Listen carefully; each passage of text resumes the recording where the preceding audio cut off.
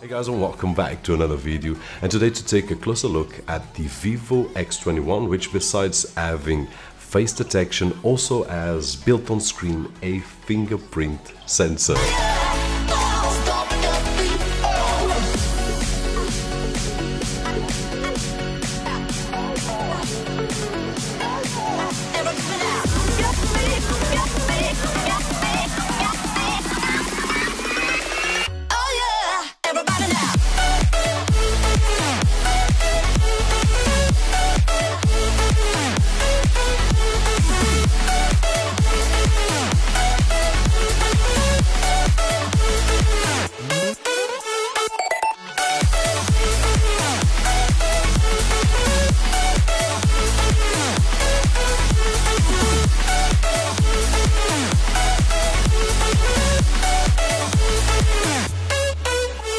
And we are back. So starting with one thing that bothers me a little bit, not a lot, but a little bit, is that this phone is still using a micro USB cable, and just doesn't make too much sense these days because most of our devices are using USB Type-C, and I would love to see a USB Type-C cable right over here. In terms of the OS, it's running Android 8.1 but with a custom skin which I really enjoy it. It's called the funtouchos, and I'll show you guys a few images on screen, but it looks really nice. It has a lot of nice features and it's light.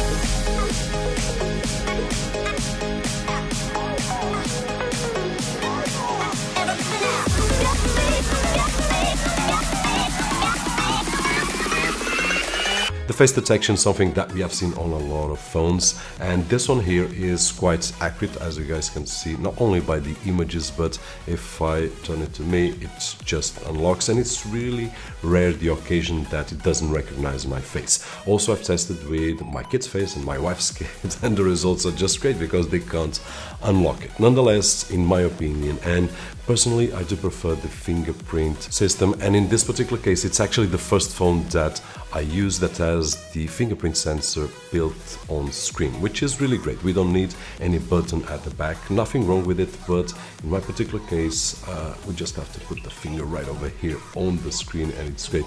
The way that works is that it lights up here this area where we put the finger, and by the contrast it will detect.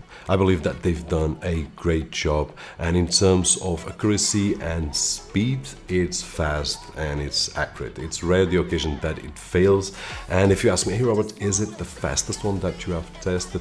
No, I've tested a few other phones that are a tad bit faster, nothing very noticeable, but all of them are a lot more expensive, roughly double of the price of the X21. Looking at the cameras at the back, we will find a dual camera system with a flash. In this particular case, we will have a 12 and 5 megapixel and then a 12 megapixel front face camera. And what I can say, I've been using this phone for more than 2 weeks now. I've been to a few places during the day, during the night, testing it out, and what I can say is that it takes really great pictures, especially during the day, of course, which we have a lot of light, but during the night I was surprised how good it is.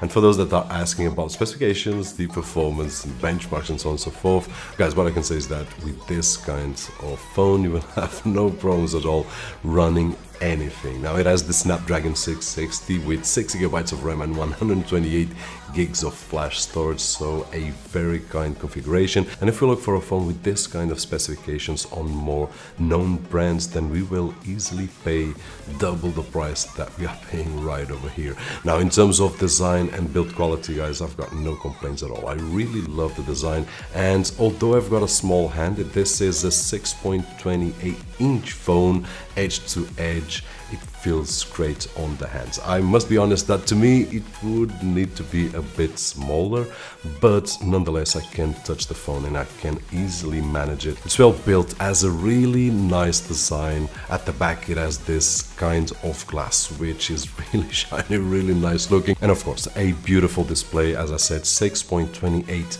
inches AMOLED screen, great resolution. So here, guys, I've got no complaints at all in terms of the screen, and especially for those of you that are looking to get a device that is powerful enough and then consume media, videos and so on and so forth. This is a great device. In terms of battery, for my type of usage, it will easily get me through the whole day, and I will still have battery for the next day. It really holds well the charge, because I left it for a couple of days without touching it. It really holds well, so this is great.